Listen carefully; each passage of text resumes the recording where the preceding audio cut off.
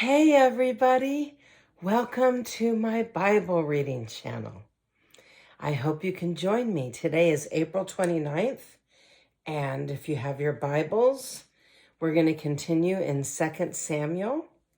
So let's read April 29th.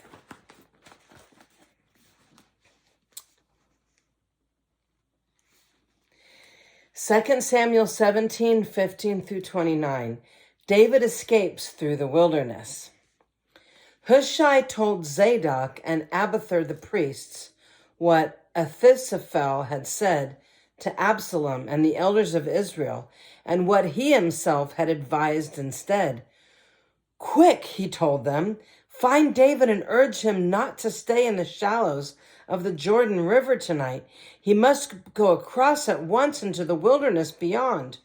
Otherwise he will die and his entire army with him. Jonathan and Ahimaaz had been staying at En-Rogel so as to not be seen entering and leaving the city. Arrangement had been made for a servant girl to bring them the message that they were to take to King David. But a boy spotted them at En-Rogel, and he told Absalom about it. So they quickly escaped to Bathram, where a man hid them down inside a well in his courtyard. The man's wife put a cloth over the top of the well and scattered grain on it to dry it in the sun, so that no one suspected that they were there. When Absalom's men arrived, they asked her, "Have you seen Ahimaaz and Jonathan?" The woman replied, "Well, they were here, but they crossed over the brook." Absalom's men looked for them without success and returned to Jerusalem. Then the two men crawled out of the well and hurried on to King David. "Quick," they told him, "cross the Jordan tonight."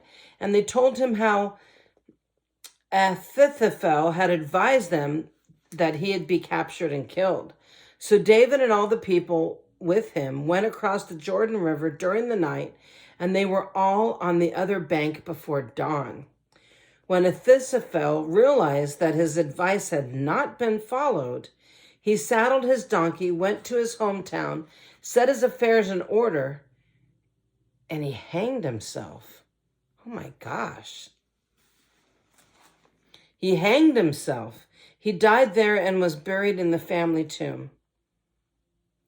David soon arrived at Mahanaim. By now, Absalom had mobilized the entire army of Israel and was leading his troops across the Jordan River. Absalom had appointed Amasa as commander of his army, replacing Joab, who had been commander under David. Amasa was Joab's cousin, and his father was Jether, an Israelite. His mother, Abigail, daughter of Nahash, was the sister of Joab's mother, Jeriah. Absalom and the Israelite army set up camp in the land of Gilead. When David arrived at Mahanaim, he was warmly greeted by Shobi, son of Nahash, who came down from Rahab of the Ammonites, and by Machir, son of Ammiel, from Lodebar, and by Barzillai of Gilead from Rogelim. They brought sleeping mats, cooking bowls, serving bowls, wheat and barley, flour and roasted grain, beans, lentils, honey, butter, sheep, goats, and cheese for David and those who were with him. For they said, "You must all be very hungry and tired and thirsty after your long march through the wilderness." Psalm 3, a psalm of David regarding the time David fled from his son Absalom. "Oh Lord, I have so many enemies. So many are against me. So many are saying, 'God will never rescue him.' But you, O Lord, are a shield around me. You are my glory, the one who holds my head high. I cried out to the Lord, and he answered me from his holy mountain. I lay down and slept, yet I woke up in safety, for the Lord was watching over me. I am not afraid of 10,000 enemies who surround me on every side. Arise, O Lord, rescue me, my God. Slap all my enemies in the face." Wouldn't you love to do that? Just slap your enemies in the face. "Shatter the teeth of the wicked. Victory comes from you, O Lord. May you bless your people. Psalm 63, a psalm of David regarding a time when David was in the wilderness of Judah. O God, you are my God. I earnestly search for you. My soul thirsts for you. My whole body longs for you in this parched and weary land where there is no water. I have seen you in your sanctuary, and I gazed upon your power and glory. Your unfailing love is better than life itself. How I praise you. I will praise you as long as I live, lifting up my hands to you in prayer. You satisfy me more than the richest feast. I will praise you with songs of joy. I lie awake thinking of you, meditating on you through the night, because you are my helper. I sing for joy in the shadow of your wings. I cling to you. Your strong right hand holds me securely. But those plotting to destroy me will come to ruin. They will go down into the depths of the earth. They will die by the sword and become the food of jackals. But the king will rejoice in God. All who swear to tell the truth will praise him, while liars will be silenced. 2 Samuel 18, 1 through 18. Absalom's defeat and death. David now mustered the men who were with him and appointed generals and captains to lead them. He sent the troops out in 3 groups, placing one group under Joab, one under Joab's brother Abishai, son of Zeruiah, and one under Ittai, the man from Gath. And the king told his troops, I am going out with you. But his men objected strongly. You must not go, they urged. If we have to turn and run, and even if half of us die, it'll make no difference to Absalom's troops. They will be looking only for you. You are worth 10,000 of us, and it is better that you stay here in the town and send help if we need it. If we think that's the best plan, then I'll do it, the king answered. If you think that's the best thing to do. So he stood along the gate of the towns as all the troops marched out in the groups of hundreds and thousands. And the king gave this command to Joab, Abishai, and Ittai. For my sake, deal gently with young Absalom. And all the troops heard the king give this order to his commanders. So the battle began in the forest of Ephraim, and the Israelite troops were beaten back by David's men. There was a great slaughter that day, and 20,000 men laid down their lives. The battle raged all across the countryside, and more men died because of the forest than were killed by the sword. During the battle, Absalom happened to come upon some of David's men.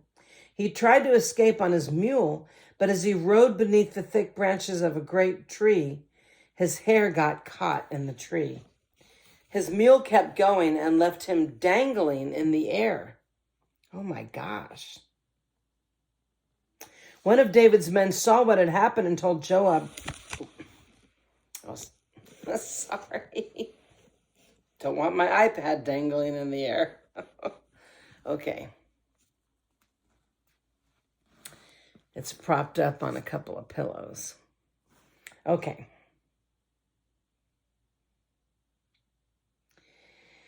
Absalom happened to come upon some of David's men, and he rode beneath the thick branches of a great tree, and his hair got caught in the tree.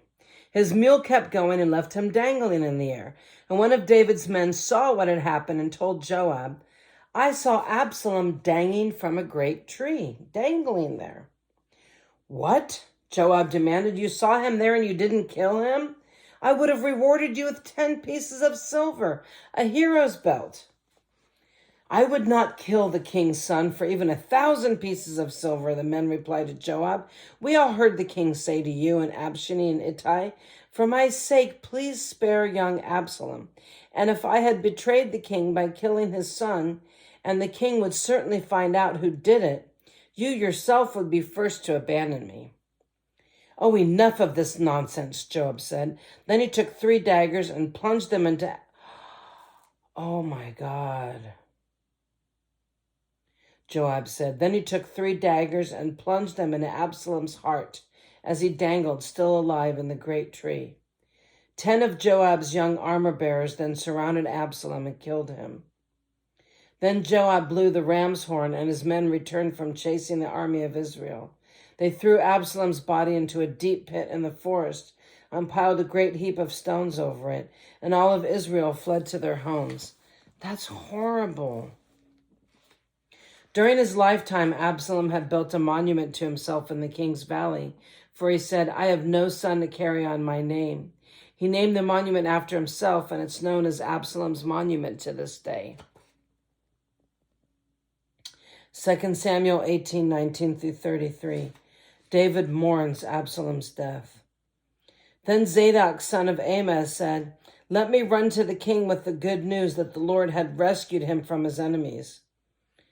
"No," Joab told him, "it wouldn't be good news to the king that his son is dead. You can be my messenger another time, but not today." Then Joab said to the man from Ethiopia, "Go tell the king what you have seen." And the man bowed and ran off. But Ahimaaz continued to plead with Joab, "Whatever happens, please let me go too." "Why should you go, my son?" Joab replied. "There will be no reward for your news." "Yes, but let me go anyways, please," he begged. Joab finally said, "Well, all right, go ahead." So Ahaz took the less demanding route by way of the plain and ran to Maham ahead of the Ethiopian. While David was sitting between the inner and outer gates of the town, the watchman climbed to the roof of the gateway by the wall. As he looked, he saw a lone man running toward them. He shouted the news down to David, and the king replied, if he's alone, then he has news." As the messenger came closer, the watchman saw another man running toward them. He shouted down, "Here comes another one." And the king replied, "Well, he also has news." "The first man runs like Ahaz, son of Zadok," the watchman said. "He is a good man and comes with good news," the king replied. Then Ahimaaz cried out to the king, "Everything is all right." He bowed before the king with his face to the ground, and he said, "Praise to the Lord your God, who has handed over the rebels who dared to stand against my lord the king." "What about young Absalom?" the king demanded. "What about him? Is he all right?" Ahimaaz replied, "When Joab told me to come, there was a lot of commotion, and I didn't know what was happening." "Wait here," the king told him, so Ahaz stepped aside. Then the man from Ethiopia arrived, and he said, "I have good news for my lord the king. Today the Lord has rescued you from all those who rebelled against you." "What about young Absalom?" the king demanded. "Is he all right?" And the Ethiopian replied, "May all of your enemies, my lord the king, both now and in the future, share the fate of that young man." The king was overcome with emotion. He went up to his room over the gateway and burst into tears. And as he went, he cried, "Oh, my son Absalom, my son! My son Absalom, if only I had died instead of you. Oh, Absalom, my son, my son." Oh, I can't even imagine. Oh, 2 Samuel 19:1-14. Joab rebukes the king. Word soon reached Joab that the king was weeping and mourning for Absalom, and all the people heard of the king's deep grief for his son.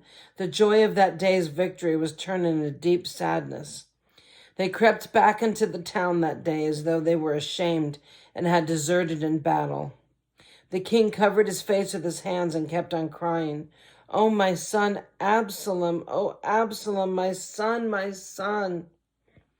Then Joab went to the king's room and said to him, "We saved your life today and the lives of your sons and your daughters and your wives and concubines. Yet you act like this, making us feel ashamed of ourselves. You seem to love those who hate you and hate those who love you. You have made it clear today that your commanders and troops mean nothing to you. It seems that if Absalom had lived and all of us had died, you'd be pleased. Now go out there and congratulate your troops, for I swear by the Lord that if you don't go out, not a single one of them will remain here tonight. Then you will be worse off than ever before." So the king went out and took his seat at the town gate, and as the news spread throughout the town that he was there, everyone went to see him. Meanwhile, the Israelites who had supported Absalom fled to their homes. And throughout all the tribes of Israel, there was much discussion and argument going on. And the people were saying, "The king rescued us from our enemies and saved us from the Philistines, but Absalom chased him out of the country. Now Absalom, whom we anointed to rule over us, is dead. Why not ask David to come back and be our king again?"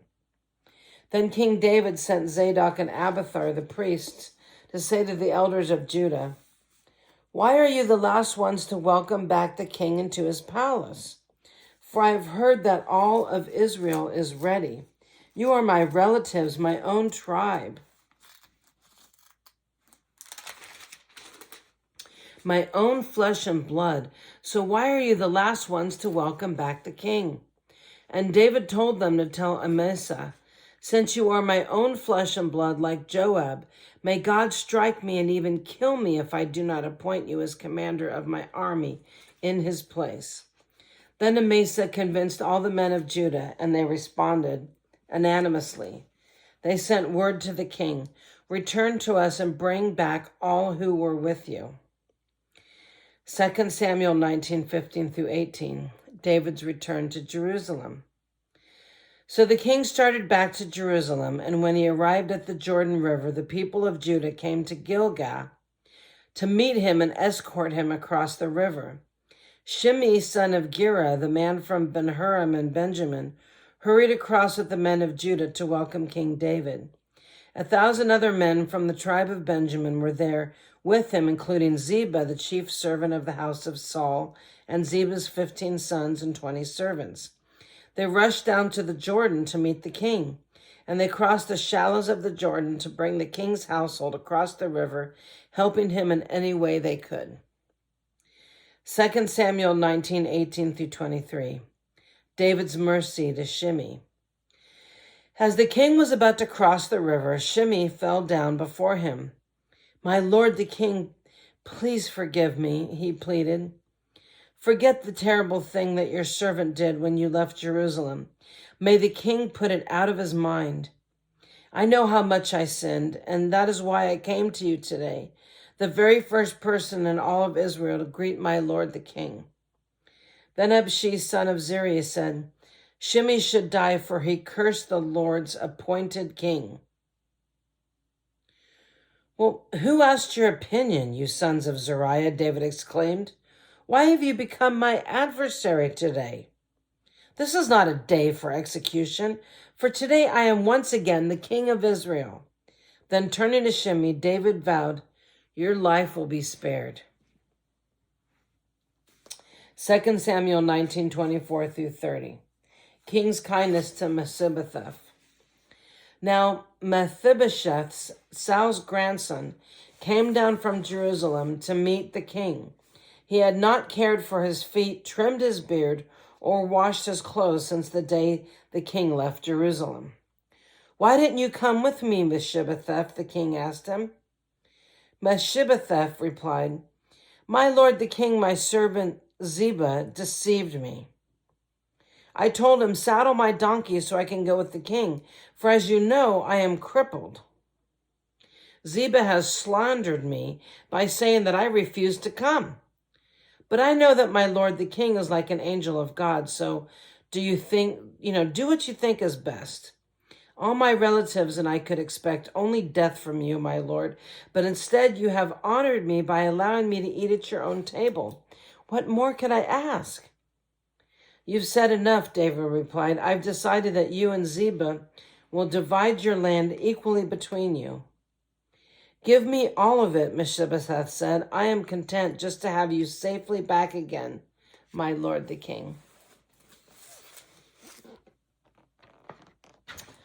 Wow. We are done with the story for tonight. Thank you for being here. And poor David, he's just been through a lot. He really has. Well, join me again tomorrow and see how this story ends. Or see how it continues. I'm not sure when the end is going to be. But God bless you and thank you for being here.